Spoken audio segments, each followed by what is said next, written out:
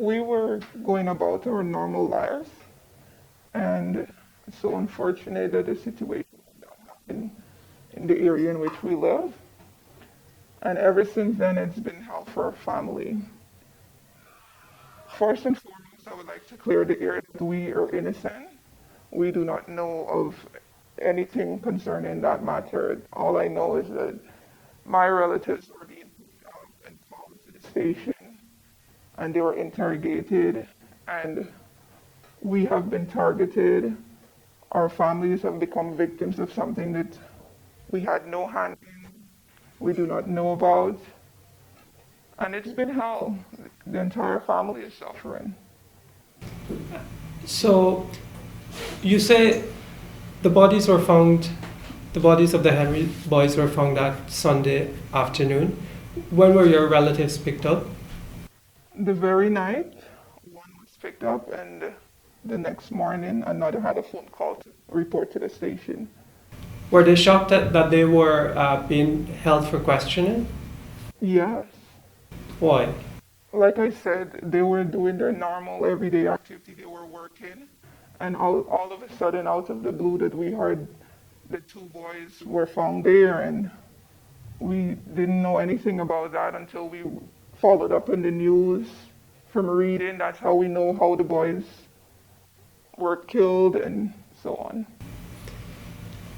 You said that the particular lands where people say that these bodies were found are not, the location is not what people are saying it is. Help me understand that. They're claiming that the some blood stains and coconut peelers and stuff were found on a coconut farm owned by our family, and that's not true because we have other businesses, but not coconut farms. We don't deal with that. So where is that land in relation to yours? It's nearby. But your relatives never saw anyone on the land when all of this happened? They knew absolutely not. They didn't know that the boys were missing. No, we do not know them. And so just tell me some of the things that have been happening since then. Well, first of all, your relatives were cleared of these charges. No one is being held at this point in time. No, no, they're not being held. But the police continue to question them from time to time. Yes, they have to check in every now and then at the station. So they're still after us. Yeah. And during the protests and stuff, the protesters, they keep calling our names. Now, how did that make you feel? This is a very tense situation, and to hear that your name are being innocently called and you're being accused of something that you do not know about, they're not words to describe how we're feeling. But we feel that we're being targeted and victimized. So what would you like to see happen? We want the same thing that everybody wants. We want the real perpetrators, people that are responsible for this, to be found and punished. We do not want to be labeled as murderers or criminals of something that we had no hands in, we do not know about. We're innocent in all of this. Our lives has been turned upside down. We're faced with threats daily on our lives, on our properties, our workers, our businesses, everything. People who are affiliated with their lives are also being threatened. We, you know, a few days back, a group of men went down to the back dam where we're currently doing land preparation for rice, and they attacked our driver, a tractor, and they fired shots at him.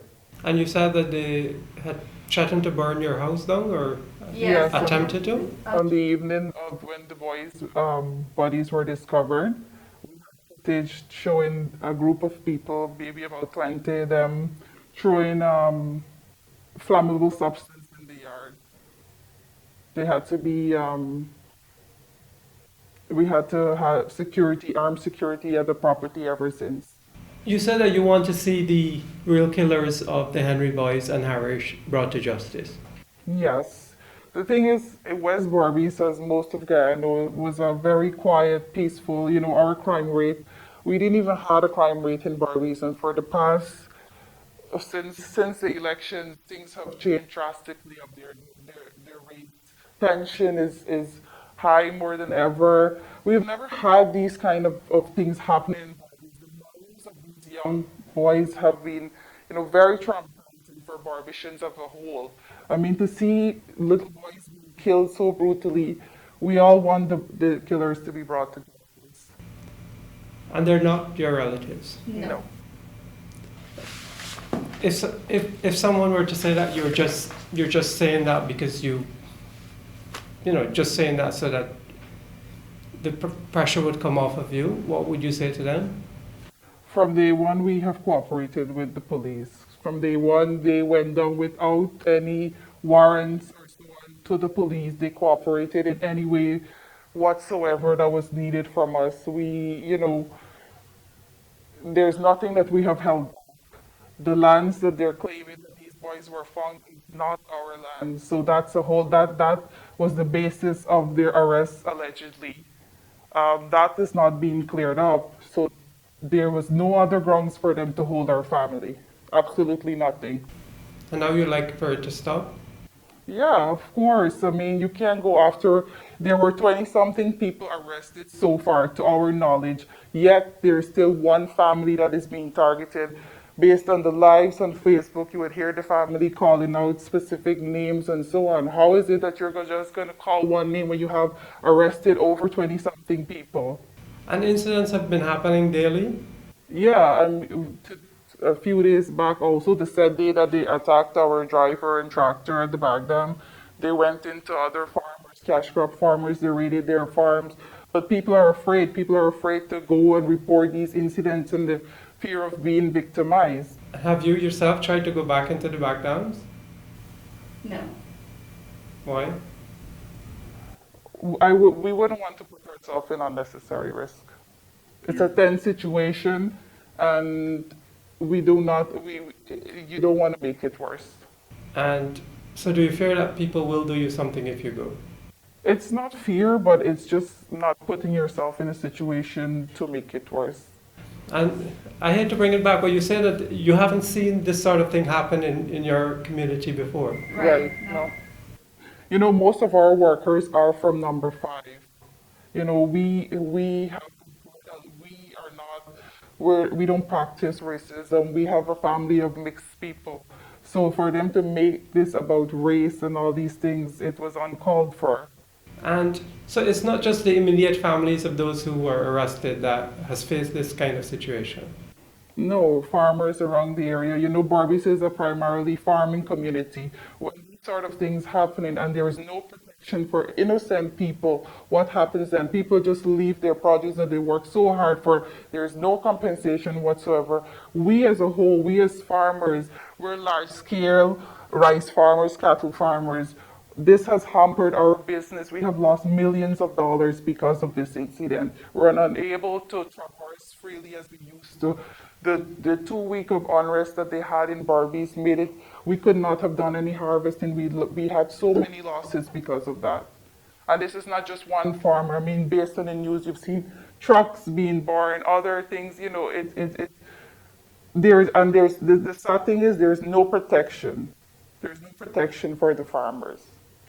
And what has the police been telling you? They're working on the case. They're leaving no stones unturned. And does that satisfy you? No, because I think if they had done things in a different manner, they would have probably catch the perpetrators by now. Do you think they will? In a case like that, somebody has to know something. How is it? Barbados is a small place. Something happens in a matter of minutes and hours, people hear about it. A crime so gruesome, how come nobody knows nothing about it? Are they looking in the wrong direction? We don't know. We hope and pray that they catch these killers and life can return to some sort of normalcy and justice can be served. Not just to the victims, but to us also, to other families who are grieving and suffering, because to go through something like this, it really takes everything you've got to pull yourself together and go on day to day.